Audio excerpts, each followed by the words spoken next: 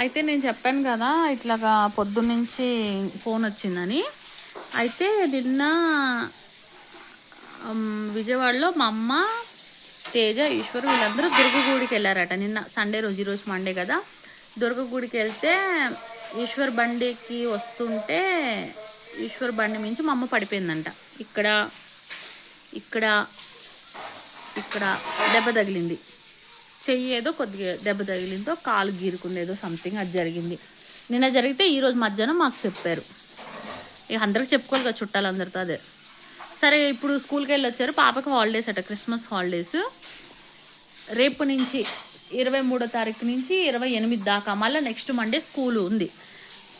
అవి ఏమంటున్నాడు తిరుపతి వెళ్దామంటే నేనేంటంటే బాబు సర్జరీ ఉంది కదా, పైసలు లేవు కదా, ఇప్పుడు మళ్ళీ అవన్నీ ఎందుకు అని నా ఉద్దేశము. నేను అన్న విజయవాడ వెళ్దామంటే సరే మా వాళ్ళని పర్మిషన్ అడగాలి కదా. విజయవాడలో ఉన్న ఇల్లు నాదే, కానీ నా ఇంటికి నేను వెళ్ళాలన్నా నేను వాళ్ళిద్దరు పర్మిషన్ అడగాలి కదా. మా అయ్యకు ఫోన్ చేస్తే మా అయ్య ఏమంటున్నారంటే మీ మమ్మీకి బాగాలే కదా, మీ మమ్మీలు ఇవ్వట్లేదు అంటే బట్టలు ఏమి ఉతకవసరం లేదు, మా బట్టలు మేము పక్కన పెట్టి నేను ఇక్కడికి వచ్చాక ఉతుక్కుంటాను. అంట్లు అంటున్నాడు. అంట్లు అంటే తమ్ముడు వాళ్ళు తోముతున్నారు కదా అంట్లు అనేసి అన్న. వాళ్ళు ఎవరు తోమట్లేదు అనేసి అన్నాడు. సరే నేను ఆ విషయం పక్కన పెట్టేస్తా. సరే మేము వెళ్ళట్లా విజయవాడకి. మా తమ్ముడికి ఫోన్ చేసి చెప్తే మా తమ్ముడు అంటున్నాడు టిఫిన్లు అవి చేసి పెట్టాలి కదా మీకు, ఆమెకు ఓపిక ఉందో లేదో అనేసి అంటున్నాడు. సరే నేను అది కూడా వదిలిపెట్టాను. ఇప్పుడు మేము వెళ్ళట్లా, మేము షిరిడి వెళ్తాం లేదా మేము ఇంట్లోనే ఉంటాం. ఇప్పుడు మా అమ్మకు బాగాలేదు అంటున్నారు. మధ్యాహ్నం మా అమ్మ వీడియో కాల్ చేసినాం. మా అమ్మ చక్కగా కూర్చుని మాట్లాడుతుంది. కుక్కర్ విజిల్స్ వస్తున్నాయి, కూర ఏదో వండుతుంది మా అమ్మమ్మని కానీ మా తమ్ముడు వాళ్ళ ఫ్రెండ్ కానీ పిలుచుకోవచ్చు కదా అని నేను మా అమ్మతో అంటే మా అమ్మది లేదు బాగున్నా నా పనులు నేను చేసుకుంటున్నాను అని చెప్పింది మా అమ్మ.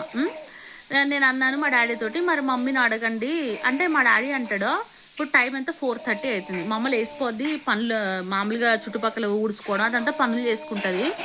అయితే మా నానేమంటాడు పడుకుంది, లెగిసాక నేను కనుక్కొని చెప్తా అంటున్నాడు. పడుకుంది, లేపు అడిగితే ఏమవుతుంది, మళ్ళీ వాళ్ళ పర్మిషన్ వచ్చేదాకా నేను వెయిట్ చేయాలా అంటే అల్లుడు అనుకుంటున్నారా కోడలు అనుకుంటున్నారా మా ఆయన్ని, నాకు అర్థం కావట్లా.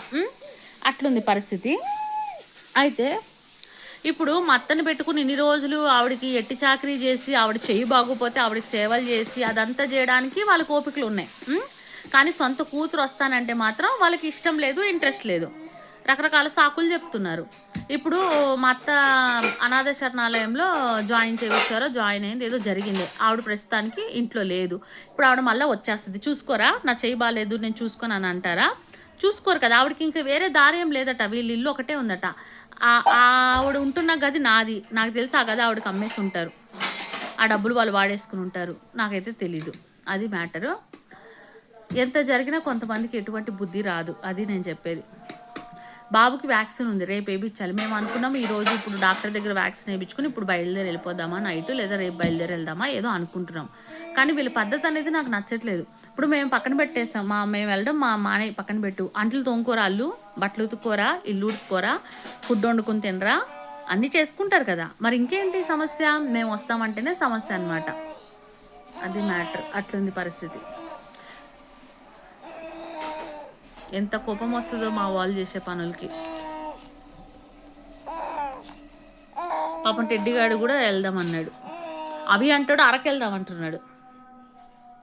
నేను అన్న అరకు వెళ్ళొచ్చు, అమెరికా వెళ్ళొచ్చు, ఎక్కడికైనా వెళ్ళొచ్చు, బడ్జెట్ ఉంటే ఎక్కడికైనా వెళ్ళొచ్చు అని చెప్పాను నేను. అంటే బడ్జెట్ అంటే మ్యాటర్ ఏంటంటే బాబు సర్జరీ ఉంది కదా, ప్రతి ఒక్క రూపాయి బాబు సర్జరీ కోసం ప్రతి ఒక్క రూపాయి. నా కాళ్ళు ఎందుకు పట్టుకుంటున్నావు బాబు అమ్మకాలు పట్టుకోకూడదు, తప్పు. అమ్మకాలు పట్టుకోవచ్చా? తప్పు కదా. బాబు సర్జరీ కోసం, ఎందుకంటే ఇప్పుడు హాస్పిటల్లో రూపాయి అన్న దగ్గర 10 రూపాయలైనా మనం పెట్టాలి కదా, అంటే మనం ఒక దాని మీద ఉన్నప్పుడు మనం దాన్ని వదలలేం కదా బాబుని. సో అది నా ఉద్దేశం. ఏ రూపాయి ఉన్నా బాబు సర్జరీకి ఉపయోగపడాలి, బాబుకి ఆ ఖర్చు ఉంది కదా, అంత పెద్ద ఖర్చు అని నా ఉద్దేశం. అది అంతేనా బాబు? కరెక్టే చెప్పానా, తప్పు చెప్పానా? మీ నాన్న అంటాడు నాకు అన్నీ తెలుసు అంటాడు. ఏం తెలుసు అన్నీ మీ నాన్నకి? అవినాష్కి బాగా ఏం తెలుసు, అవినాష్ ఫ్రెండ్స్కి బాగా తెలుసు. నేను నా ఫోన్లో తీసుకుంటా వీడియో అన్నా. ఇప్పుడు ఎలాగాలి వీడియో చూస్తారు, అది నాకు తెలుసు. ఇప్పుడు ఈ ఫోను అక్కడ టెడ్డిగాడు ఎప్పుడైనా వాడతాడు, వీడియో ప్లే అవుతుంది కదా, అప్పుడు వాళ్ళు వింటారు కదా, వింటరా కదా. బాబులు ఏంటి బాబులు, ఇలాంటి తాత అమ్మమ్మ ఉన్నారు నీకు, నీ అమ్మమ్మ తాత ఇలా ఉన్నారు ఏంటి బాబు? నా ఇల్లు నా ఇంటికి వేరే ఆమెను తెచ్చి మా అత్తని తెచ్చి పెట్టి నేను వద్దన్నా వినకుండా నాతో ఫైట్ చేసి పెట్టారు, ఆవిడికి సేవలు చేశారు. ఇప్పుడు నా ఇంటికి నేను వస్తానంటే నాకు కండిషన్స్.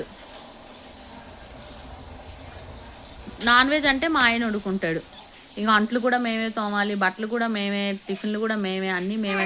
ఇక హబీ అయితే కింద మీద అయిపోతున్నాడు, మమ్మీ డాడీని ఇక్కడికి వచ్చేయమను, మమ్మీ డాడీని ఇక్కడికి వచ్చేయమని అంటున్నాడు. నేను అన్నాను మా అమ్మ నాన్న ఇక్కడికి వస్తారు, మా అమ్మ ఇదే సాకు అదే సాకు ఏ పని చేయదు, అలా కూర్చుని ఉంటుంది. మాకు సేవలు చేసి మా అమ్మ నాన్నకు కూడా సేవలు చేసి పెట్టాలి అవినాష్. నేను అడిగి అదే, నీకు అంత ఇష్టంగా ఉన్నా మా అమ్మ నాన్నలకి కూడా సేవలు చేసి పెట్టడానికి ఎందుకు రమ్మంటున్నావు వాళ్ళని ఇక్కడికి అనేసి అన్నాను. నేను నాకు చెప్పాడు, నేను వదిలేసి మళ్ళీ మా తమ్ముడికి ఫోన్ చేస్తే మా తమ్ముడికి కూడా చెప్తున్నాడు, మీ మమ్మీ డాడీని ఇక్కడికి వచ్చేసేమను, వచ్చేసి పండక్కి రిటర్న్ వెళ్ళొచ్చు అనేసి అంటున్నాడు. వాళ్ళు కూర్చుని ఉంటారు, వాళ్ళకి సేవలు ఎవరు చేయాలి?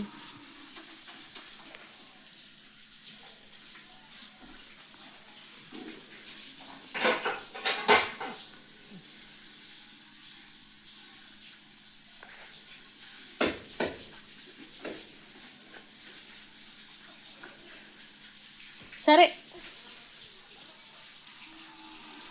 విజయవాడ వద్దులే కానీ ఇంకెక్కడికైనా వెళ్దాంలే, బిజీ పర్సన్.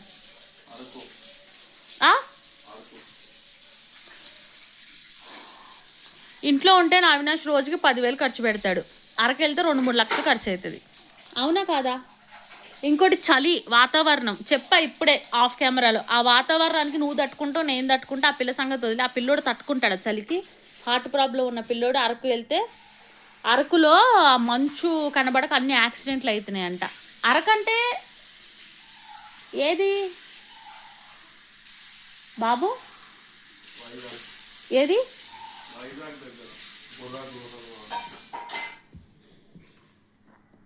అరకు బుర్రా గుహలు ఓకే. అరకులో మనం ఎక్కడ స్టే చేసాం? ఇది అచ్చా యాపిల్ రిసార్ట్ అవి ఉంటాయి.